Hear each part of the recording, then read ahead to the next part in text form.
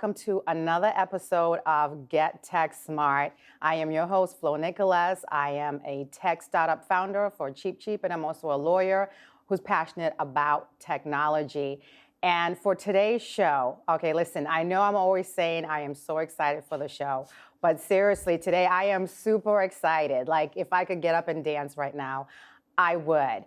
I am so thrilled because, one of my favorite shows is called BattleBots. And that show is absolutely amazing. My whole household loves it.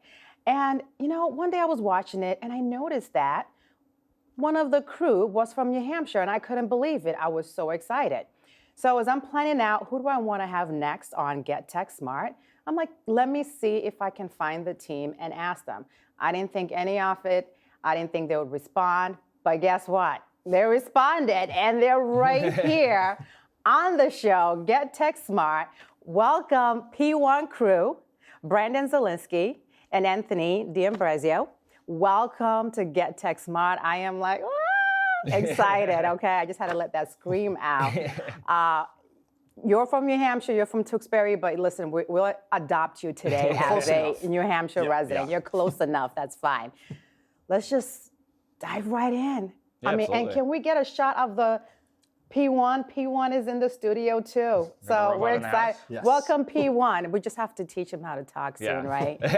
So how did you end up on BattleBots? So I got out of high school. I had done robotics in high school. And then when I got into college, I did little bits here and there. I had volunteered for events and such. And I was like, I want to do something else, in my free time and as a hobby. And so I got into doing combat robotics, which is what BattleBots is. But I started with, it's essentially like boxing or like combat sports, right? Yeah. There's weight classes. And so it's the same in combat robotics. So I started in smaller weight classes. It's cheaper. It's easier to get into. It's easier to iterate on your designs. And did that for a couple years. And that's right around when BattleBots was rebooted initially on ABC. And so I saw that show and I was like, man, I really want to get on that. So it was a couple of years. We had one application that didn't succeed. We had one robot that got on the show and didn't really do anything. And then over the years, we've kind of built up and now have a real robot that's real competitive and has done pretty well. So that's kind of how I got into it. Yeah, Anthony, how did you join the crew? Same deal. I watched BattleBots when I was younger, probably in high school. So the original run back on Comedy Central. And I got into actually building a small weight class robot when my son was born because I had maternity leave. So I built a 3-pound robot, same as Brandon, went and kind of competed locally and kind of met really good people and ended up getting to the show. So. Yeah, and you got into the show and you're representing in New Hampshire. Now, where's the rest of the crew? Because it's not just the two of you. Where's the other crew located as well? Yeah, we got people all over the place, actually. So this team was originally founded when I was in college with a couple of my buddies from college. And since then, they've kind of all spread out. 2 of them are in San Francisco. One of them was able actually to join us for filming this year, which is really cool because he was kind of one of the founding members of the team, and him being able to see it from the beginning to now was pretty cool. Yeah. And then there's also a couple team members over in the UK, and then there's one in Boston. So there's all over the place. They're all over the world, but we try our best to kind of keep everyone involved and in the loop from the design stage to when we're actually filming on TV. So, let's dig a little bit deeper about robotics because I'm seeing BattleBots happening even at the high school level, right? It's become like so popular. What do you think is one of the things that's really helping to continue to boost the demand of robotics? You could definitely talk best if you have kids in school. So my daughter's 8, my son is 5, and seeing kind of the STEM programs kind of growing a little bit locally, I think COVID kind of stunted a little bit of the growth in that. But it's great to see them interested in robotics. Obviously, a lot of automation's happening just in society in general. So I always kind of push my daughter to be a little bit more mechanically inclined and kind of go that direction.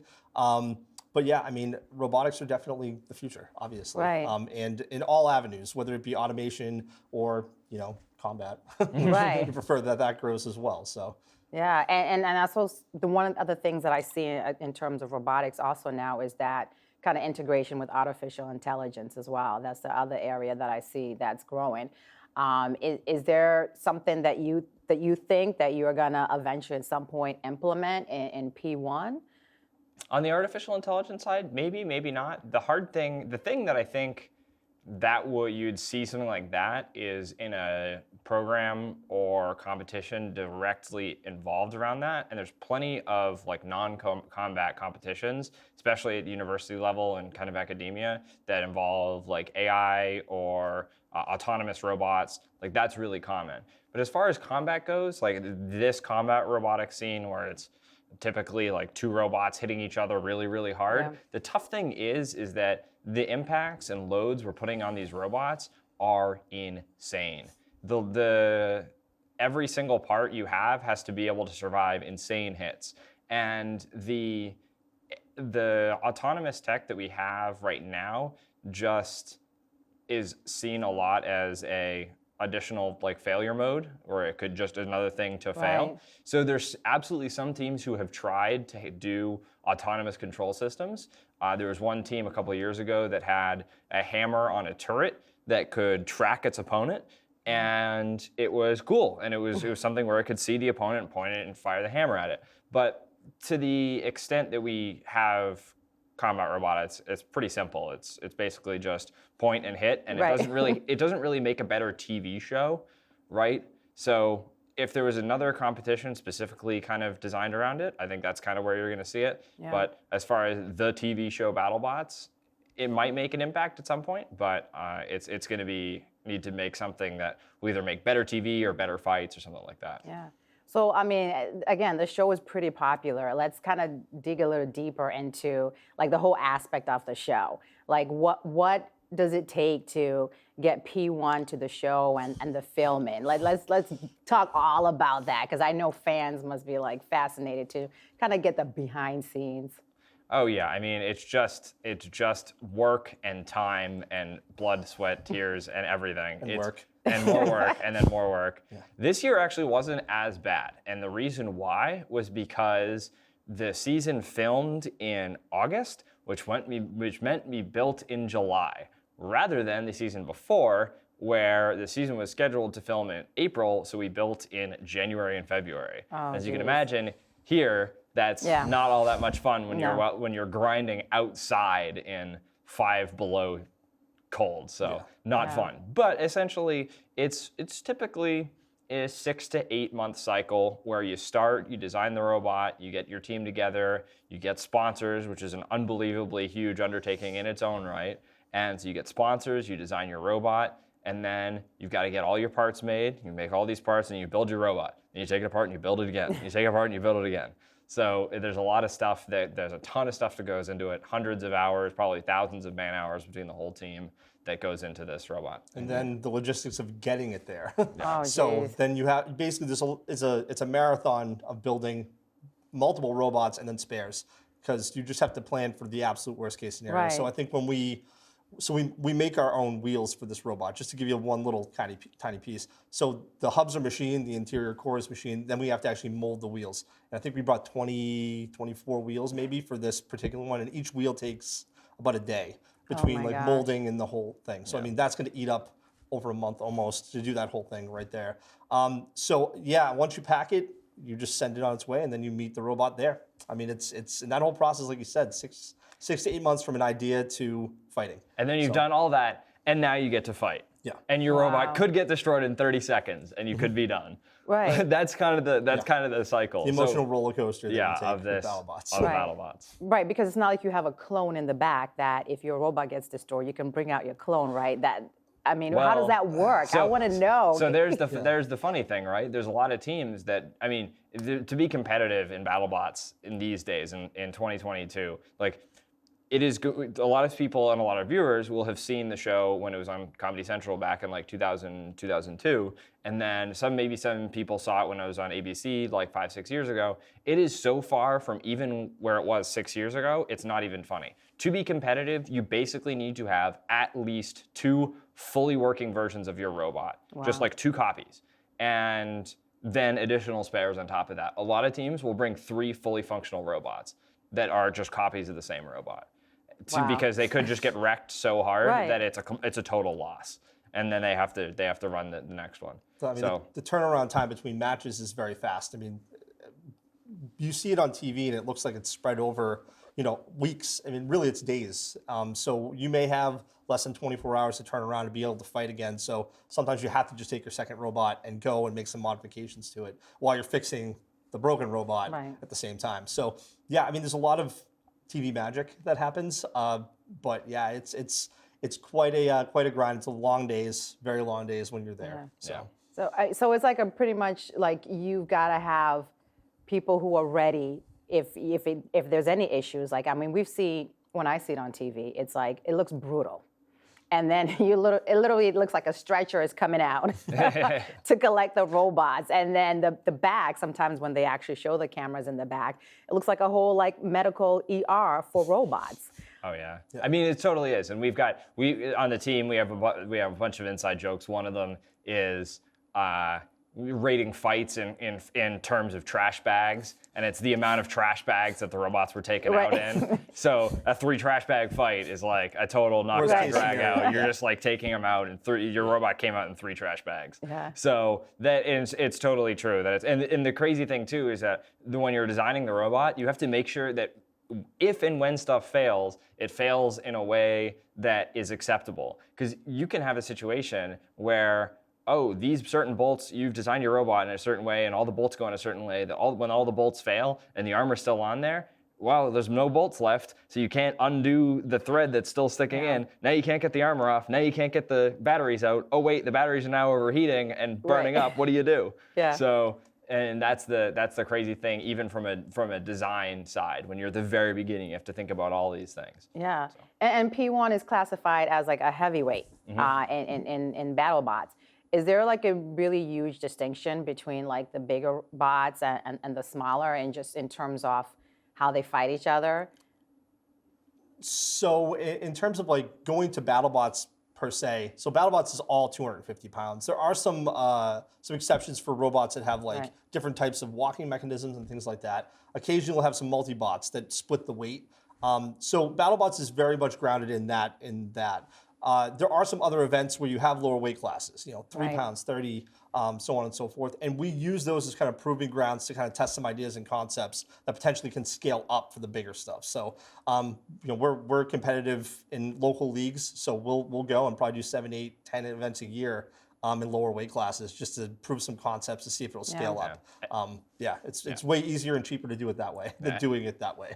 And a lot of those fights happen the same way that you'd see them on the heavyweight, except instead of a 250-pound robot getting thrown 16 feet in the air, it's a 3-pound robot getting bounced off the ceiling of a 4-foot arena going 40 miles an hour. So it's pretty crazy. Yeah, no, I like I said, we watched the show a lot, and it looks like really brutal, and it's literally like watching like a boxing match or MMA, we're like, oh my God, and you see parts go flying. But so what's the day? I know you said that, the show is there are hours and hours involved from prepping to building, and then, but what's actually going on when you're filming? Like, like how are you, because I see the exchanges that we see on TV, between the rounds. How is that all panning out?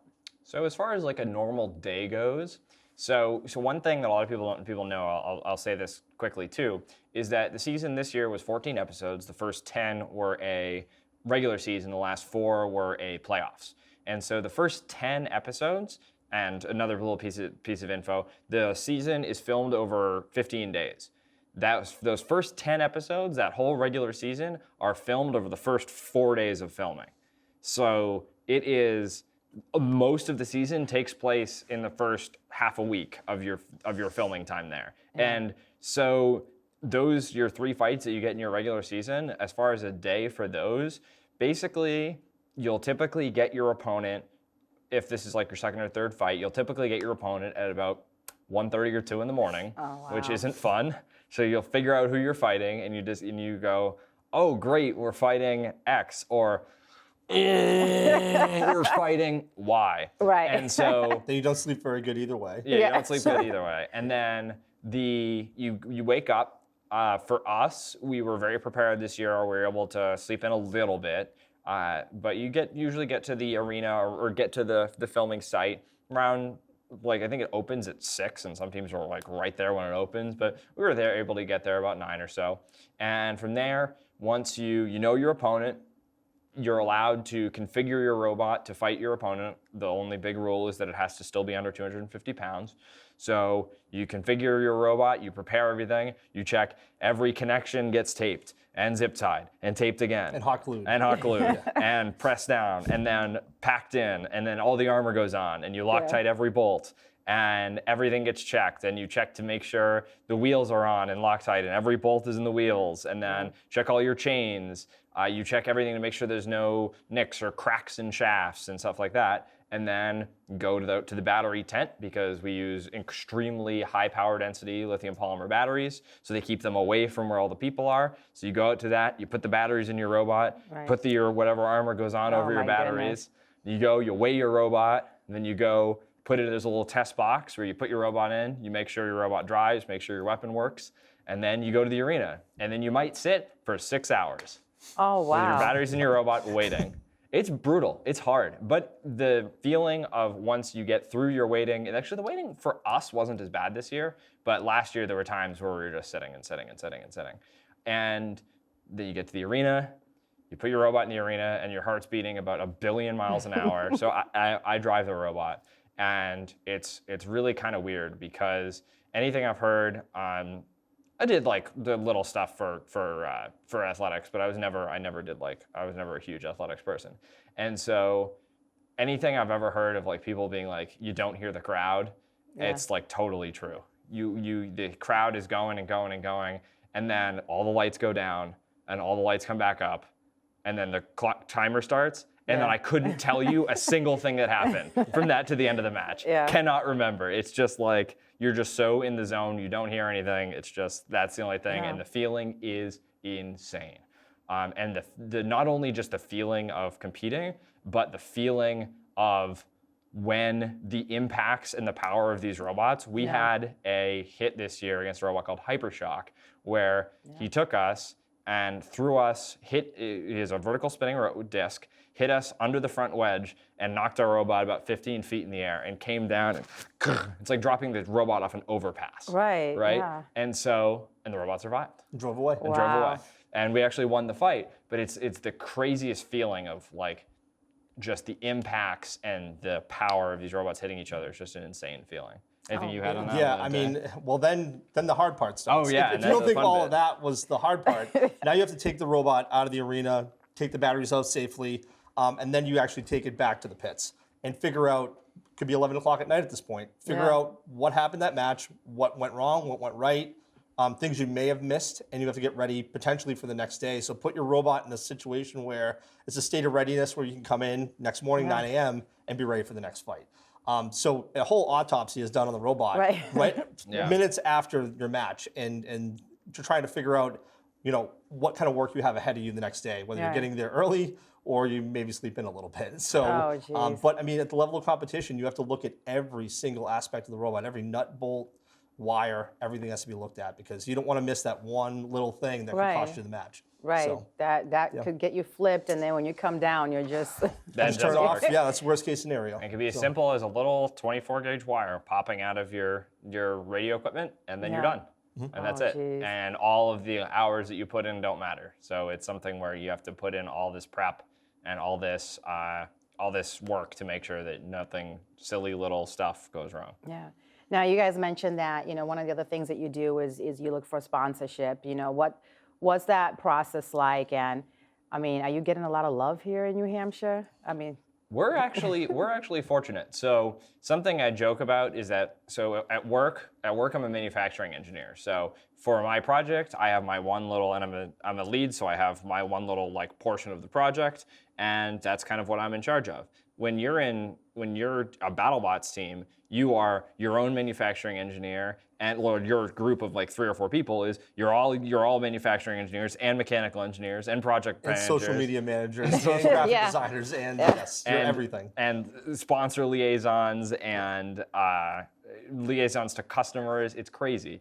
And so that's something that we all just kind of have to learn on the fly how to do. So there's some teams are kind of self-funded, but our team, we have worked really hard to get partnerships with preferably kind of local companies, and it's worked out really well for us. So we actually went to a marketing company here in New Hampshire and we said, hey, we have a really strange marketing opportunity for you guys. Do you know anybody who would be interested in a kind of unique marketing opportunity? And the company that they put us in touch with is actually on our shirts and jackets and on the sides of our everything. Right. And it's New Hampshire Undercoating, which is a company up in Chichester that does undercoating for rust prevention and rodent prevention on cars, trucks, and they also do like fleet vehicles. So like all the state's vehicles, especially the ones you see like actually salting the roads. Like you think your car gets bad in the winter, like imagine how bad an actual salt truck gets. Right. So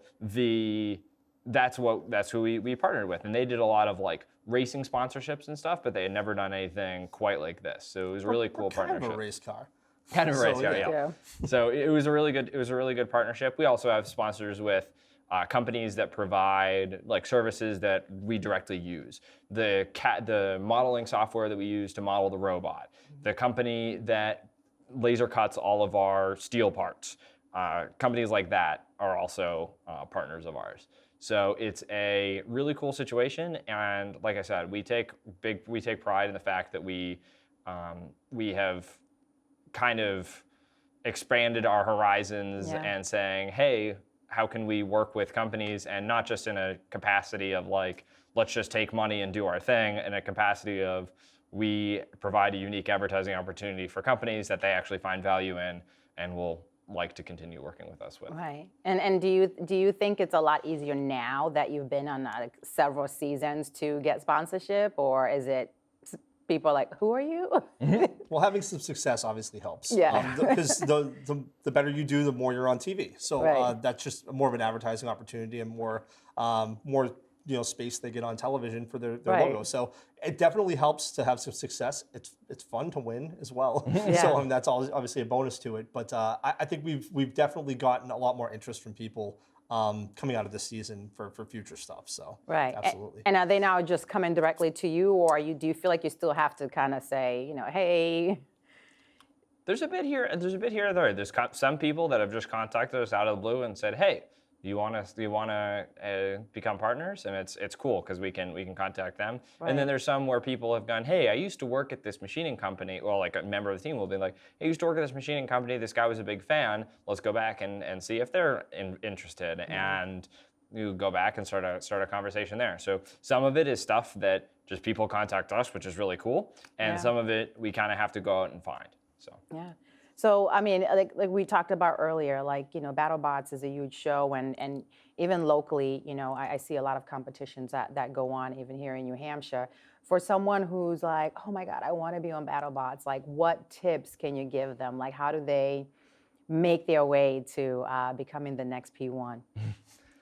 You gotta start. Start small. Look for a local event near you. It doesn't even have to be a combat robot event. I mean, so there's a lot of like first robotics programs, so younger kids can kind of get into it and learn just the basics of it. Yeah. Even simple things. I mean, just building and tinkering with things is all it really takes. But getting into the combat robotics community, finding events near you once they start really ramping up again. There used to be a constant one in Boston that was always running. That will probably pop up again.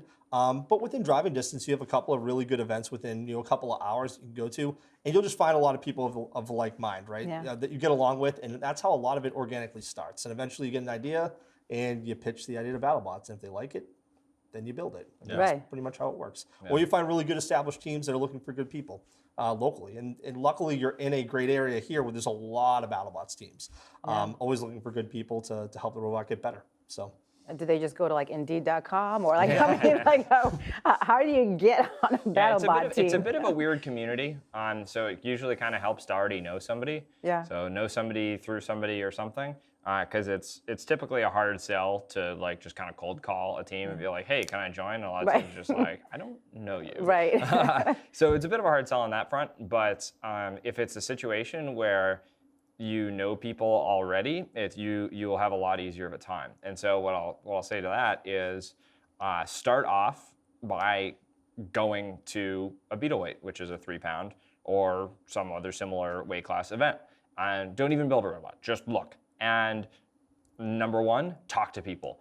One thing that robot builders love to do is talk about their own robots. Right. So if you ask questions, they will be happy to blab about anything that you have questions about. Additionally, take pictures.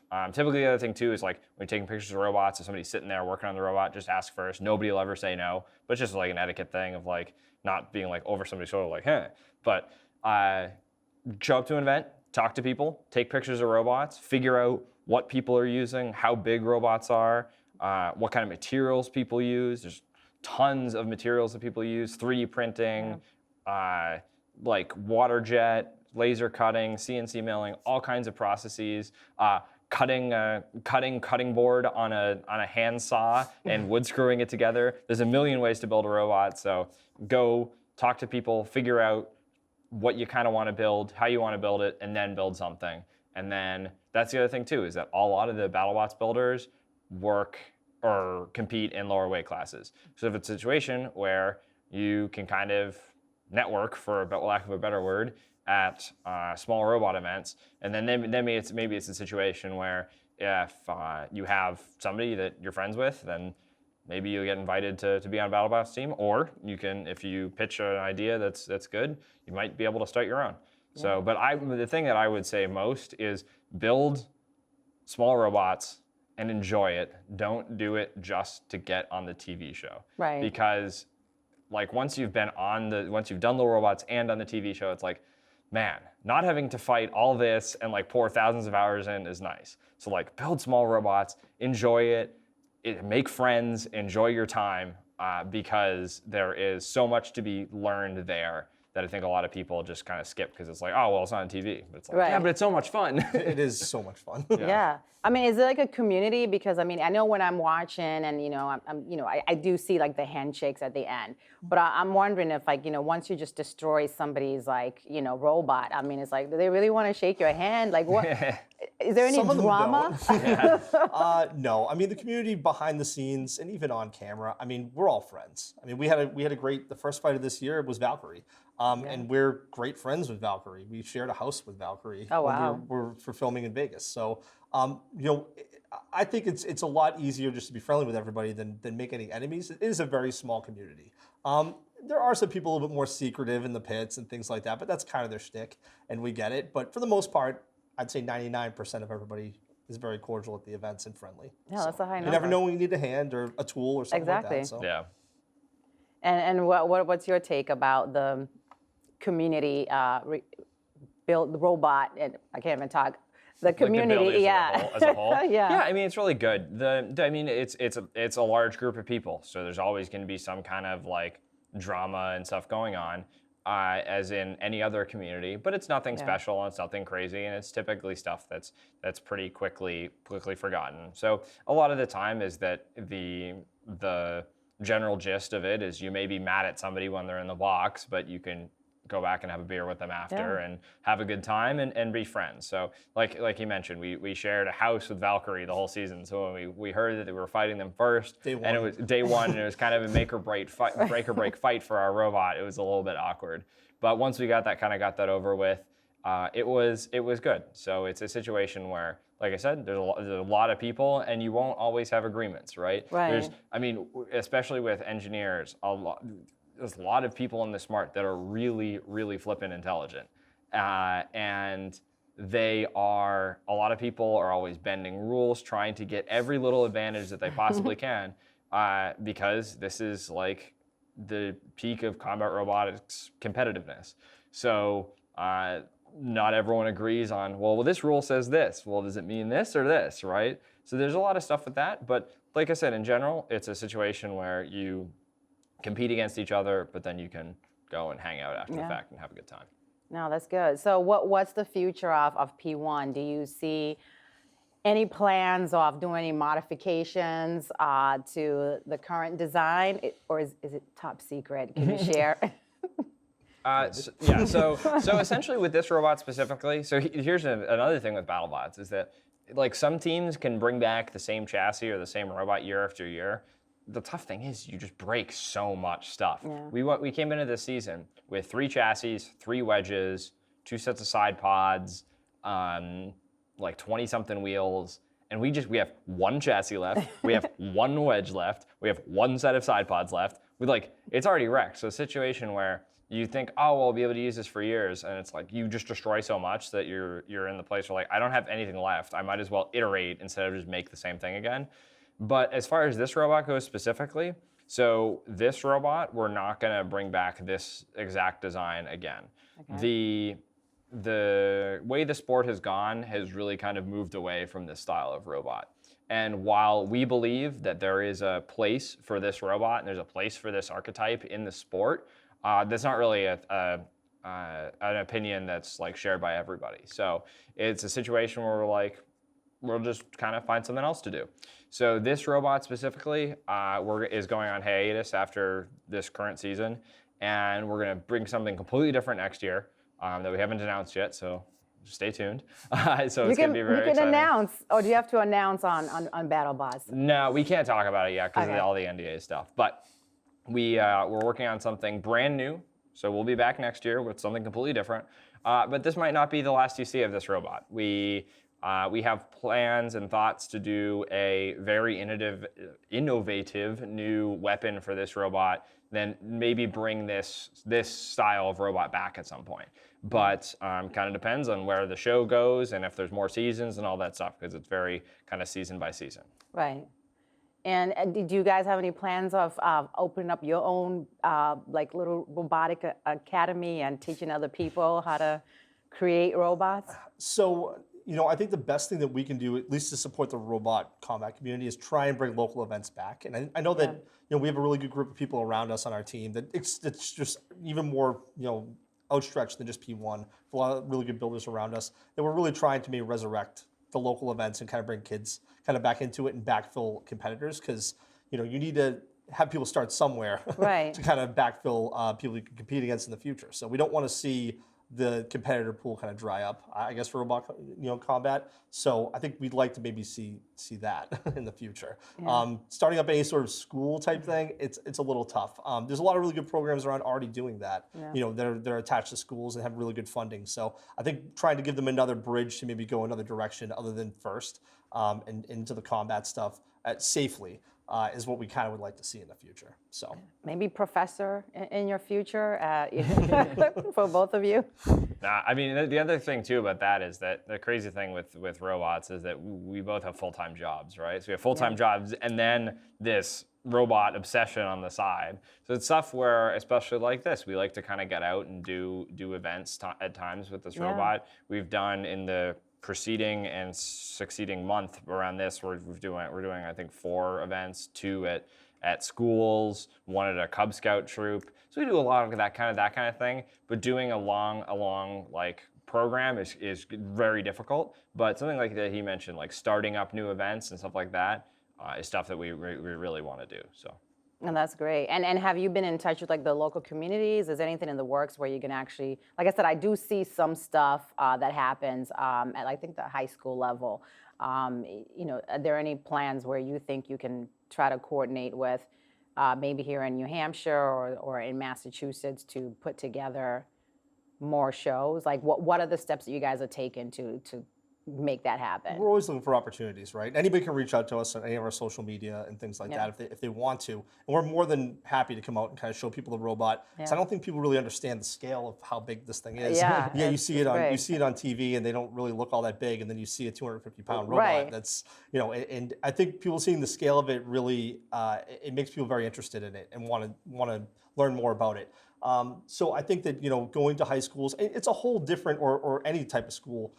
It's a different type of question you're getting from, an 8-year-old Boy Scout versus a high school kid that's probably already has some understanding of robotics. So we'd like to do more of that with an older kind of age bracket, I think. No. So yeah, definitely high school and FIRST robotics programs. We'd like to kind of bring this thing out and show them, what we have. So. No, I think that would definitely be fun. So we're almost near the end of the show. I mean, what's the takeaway here? What else should we know about P1? How can New Hampshire and I guess I should say Massachusetts support P1 going on into the future? I mean, as far as supporting our team specifically, check us out. I mean, we have a whole social media stuff. We have a merch store that's actually run by him, which is pretty cool. We actually sell our used pieces of robot. So if you want a piece of this robot like this, I got some pieces of armor here. If you want a used piece of robot, we sell those. And so that's like the kind of financial stuff. And then, I mean, it's just far as support, just the social media aspect. We made an announcing post talking about how P1, as you see it, is not going to be back next year. And the outpouring of support was unbelievably nice because, and I'll say this kind of off the cuff thing too, of especially with the culture we're in today, people are very used, especially with sports, to go online and just bash whatever they want. And there's no repercussions, right? Because you can go online and say, Bill Belichick's draft was horrible, it's terrible, and he'll never see what you write about it. But with BattleBots stuff, it's a really small community. I mean, we see a lot of this stuff, and when people are like supportive and stuff to you, it really, really helps because it's something that we don't get paid for this, right? We're not making a ton of money doing this. We're doing this because we're doing this for the love of the game, really. And so people being supportive, and when we're not doing great, not just like absolutely just going in on us, right. Is nice. But like I said, as far as supporting the team, just follow us wherever you can. Whenever we do stuff like this, just take a look and watch the show. So, and if you want to get into it on your own, like I mentioned earlier, like I said, go to an event, talk to people, take pictures, build your own robot, and you'll be well on your way to helping the sport grow.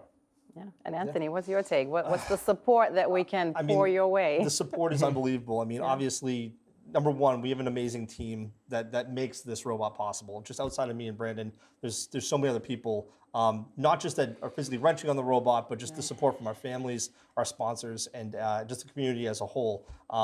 It's been really overwhelming, and it's been really positive, and it's what keeps us going. I mean, sometimes when you're on hour 2,000 of grinding on this robot, you want to make sure that you're putting on a good show for everybody that supports you.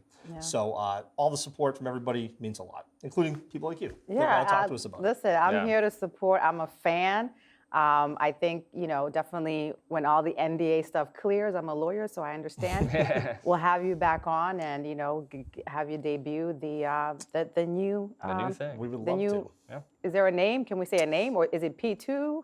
I'll just say P2. The new P2. The new P2, whatever it is. Whatever it may be. The new thing. Yeah, the new thing will be coming out. Yep. Well, I mean, this is fantastic. I mean, I think, like I said, one of the reasons why I created this show is I just love tech. And I also, I'm an advocate for STEM, and there's also STEAM, the science. They have the A in there too now for arts. Yeah. I thought somebody spelled it wrong until they were like, no, that's arts. Yeah. But I think this is fantastic having you guys on here and sharing your experiences.